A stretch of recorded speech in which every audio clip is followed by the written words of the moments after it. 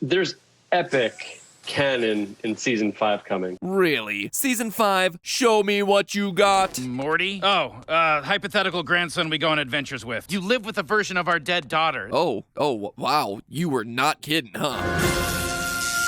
Hello, Internet! Welcome to Film Theory, the show that doesn't take a 1-month hiatus between episodes, but probably needs to. The theories, they just keep coming. They just keep coming, and they don't stop coming. Fed to the rules, and I hit the ground running. 90s kids will understand. Anyway, I would say that I was annoyed with the show's creators making us wait a whole month to finally get the conclusion of season 5, but the most recent episode of Rick and Morty actually gave us several massive lore dumps to chew on while we were waiting, so as a theorist, can't really complain. Rick Turnell, friend shine of the spotless Mort, try saying that one 3 times fast, actually addresses several things about the Rick and Morty canon that have been open questions since its early seasons, and none is bigger than Rick's origin story. And I do mean the origin story. For the first time ever, we see Kid Rick, and not just a mini clone of Rick. Tiny Rick! I am talking about the real thing. Maybe you can just remember us getting a beer. See that picture on the wall right there? Rick's parents, his actual parents. I mean, it really shouldn't be that big of a deal, right? Of course, Rick Sanchez has parents, but then again, Rick has always felt like this guy who's just manifested himself into being using his science magic. So the fact that he has real biological parents feels like a much bigger deal than it probably should. Not really sure where he got his blue hair though, considering it doesn't match either of his parents. Guess it must be the mailman. My man! But that was just a small detail. What I want to focus on today is his more recent history, the pivotal moment of Rick's life defining who he is. If you remember way back in the premiere of season 3, we were shown the inside of Rick's mind as a Gromflemite agent from the Galactic Federation went poking around in there looking for the secret to interdimensional travel. Yes, I'd like very much to visit the memory of you inventing your portal gun. After a lot of talk about Szechuan sauce, Rick then takes us to what's become an iconic scene in the series, where we see a younger Rick tinkering in his garage. I used to wear blue pants. Besides his different taste in fashion, this version of Rick seems more idealistic, more invested in his family, and less committed to the pursuit of knowledge at all costs. When he's offered the opportunity to discover the secrets to dimension hopping technology from the other Ricks, he declines the offer.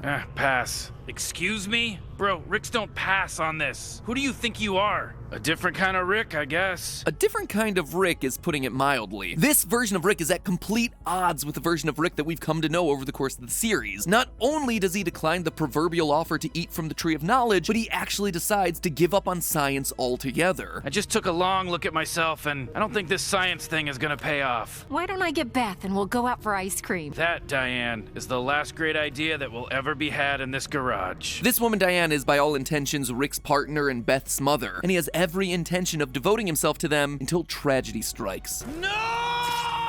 This prompts Rick to return to science and invent the first version of his portal gun, presumably leaving to find some dimension where his wife and daughter aren't dead. Or at least that's what we're led to believe until Rick reveals that it was all a completely fabricated origin story, created inside of his own mind to bamboozle the Galactic Federation agents that were trying to mind scan him. You can alter anything you want about a totally fabricated origin story. And so it would seem that Rick managed to pull a fast one on both the Galactic Federation as well as us, the audience. Or did he? Because as much as Rick might like to gloat and claim that this scene was completely fabricated and a product of his own creative brilliance, we know that this isn't true. First, it just isn't how human minds actually work, no matter how brilliant they might be. This is something that I talked about on a previous film theory, but basically new ideas don't really exist. Our brains are constantly remixing everything that we hear, feel, smell, and taste. Research has shown that when we're trying to form a quote-unquote new idea, we're actually just using an area of the brain used for associative thinking and just recombining existing ideas. Now, in most shows, this would just be me using real-world science to overreach for the sake of evidence, but in Rick and Morty, these sorts of scientific rules actually matter. I turned myself into a pickle, Morty! I'm Pickle Rick! I mean, sometimes. But now, the existence and deaths of both Diane and Beth seems all but confirmed. First, in the season 3 episode The ABCs of Beth, Rick creates a clone of Beth, hence the origin of Space Beth. During the cloning process, Rick implants clone Beth with all of the original Beth's memories, including the memory of being a baby held by a blonde woman that seems like the spitting image of the Diane that we saw blown to pieces in Rick's fabricated origin story. Then again, in season 4, we had the old man in the seat, which showed Rick connecting with someone over the shared loss of a loved one. You need the same thing I needed, Rick. You need someone to give you permission to live. In the season 5 premiere, we have Mr. Nimbus referencing Diane's untimely death. If Diane were alive today, what would she...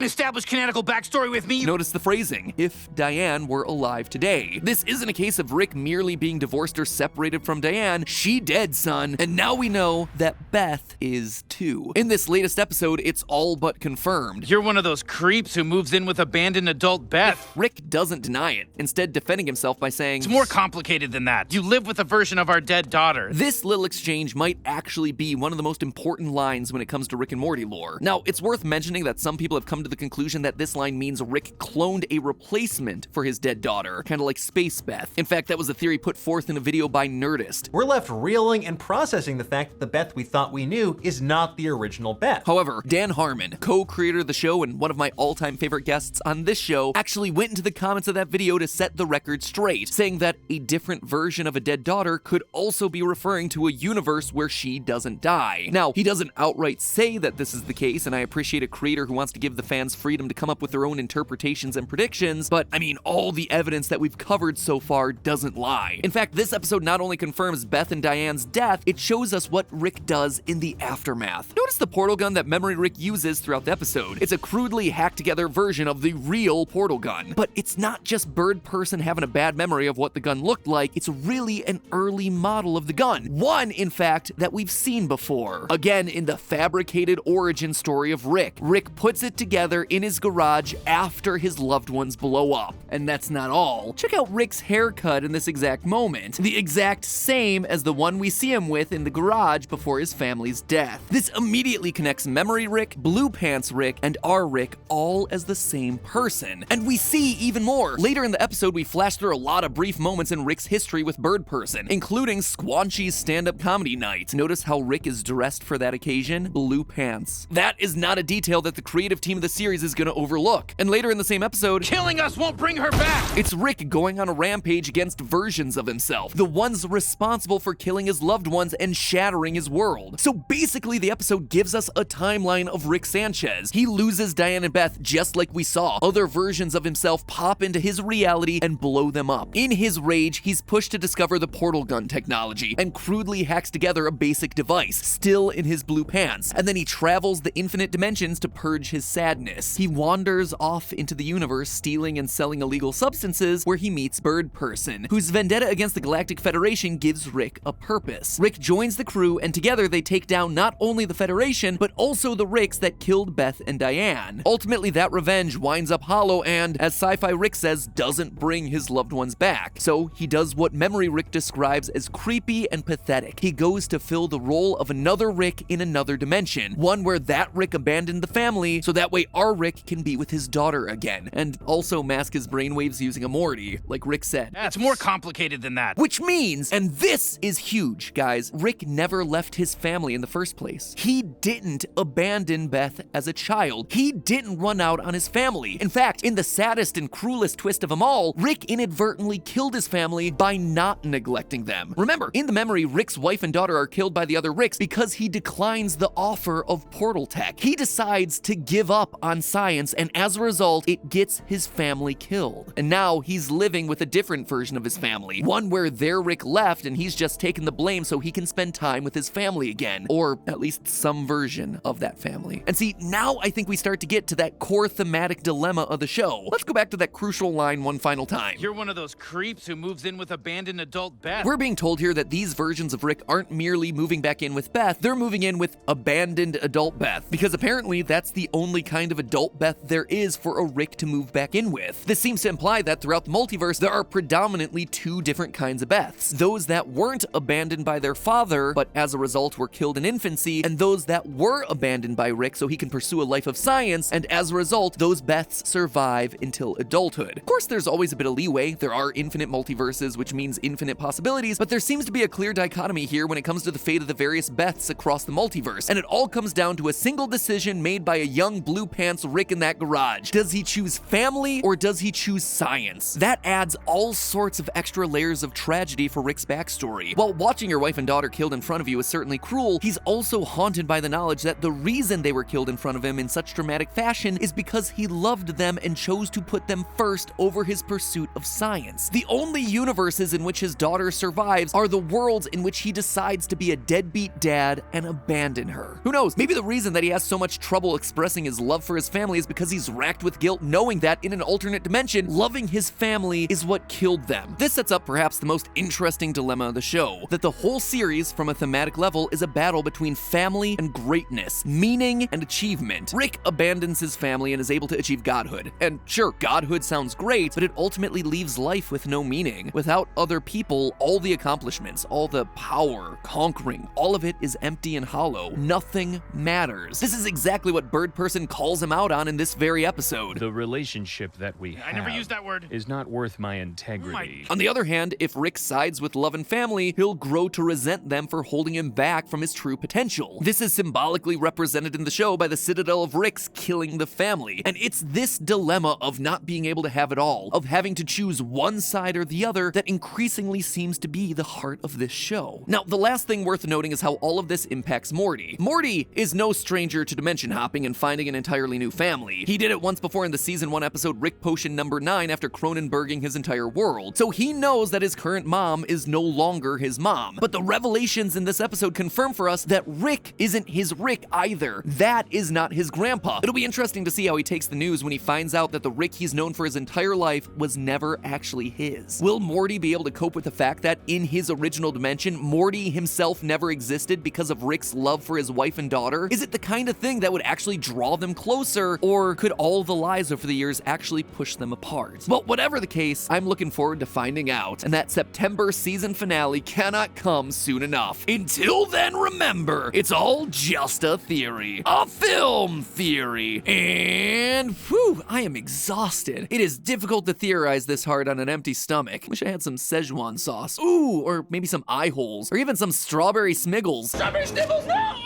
On second thought, maybe I'll just stick to my HelloFresh leftovers. Speaking of, I'd like to extend a big ol' thank you to HelloFresh for sponsoring today's episode. For those of you who don't know, HelloFresh is America's #1 meal kit service, delivering fresh, pre-measured ingredients straight to your door. They make it fast and easy for you to make delicious, home-cooked meals without all the hubbub of going grocery shopping. And I can tell you, it is a service that I actually use in real life. Roll the clip, unless it's HelloFresh delivering stuff for me and I'm like, I'm gonna prepare a nice meal. That's right, friends, me and HelloFresh go way back. It is literally the only reason I'm able to get a couple of healthy meals out of my weekly diet, because otherwise I'm just going to fast food. I ain't nobody got time for all this other stuff. Choosing what I'm gonna eat, assembling an ingredients list, cross-checking that ingredients list with what I already have in my pantry, going to the grocery store, getting it, bringing it back, measuring it, and prepping it so that way I can finally start cooking. And I've already got so much already on my plate between running the channels and taking care of Oliver. I am like impromptu existential crisis on a live stream type of busy. At this point, brushing my teeth in the morning is just like, this is freedom. Which is why HelloFresh means so much to me in my day-to-day life. Not only do they allow me to skip the trip to the grocery store entirely, but they also send fast and easy recipes that can be done in as little as 20 minutes, giving me more time to traverse deep into the depths of Rick and Morty. Or, just sleep. Sleep is nice sometimes. And here's the kicker, the meals are legitimately very good. Last week I ordered this creamy lemon dill salmon recipe that was so good that even my 3-year-old asked for seconds. Do you know how hard it is to get a 3-year-old to eat salmon? Do you? Lastly, as someone who tries to stay environmentally conscious, their individual portion sizes and sustainable packaging actually produce less waste in pretty much every aspect. In fact, according to a study by the University of Michigan, HelloFresh's carbon footprint is actually 25% lower than those created by meals from store-bought groceries. So you can rest easy knowing that in this case, saving time and effort actually does mean less food wasted and less plastic in landfills. So just a win for planet Earth, a win for your life and your schedule, a win for your family. There's nothing else to lose. Click on the link in the description or go to HelloFresh.com and use the code FILMTHEORY14, FILMTHEORY 14, to get 14 free meals from HelloFresh plus free shipping. That is 14 free meals plus free shipping delivered straight to your door. All you gotta do is throw it in a pan and cook, my friends. Don't be turning down free food here, guys. Coming fast and easy and fresh to your door. Thank you again to HelloFresh. Thank you guys for supporting the sponsors of this channel. It helps us keep doing what we're doing here. And as always, thanks for watching.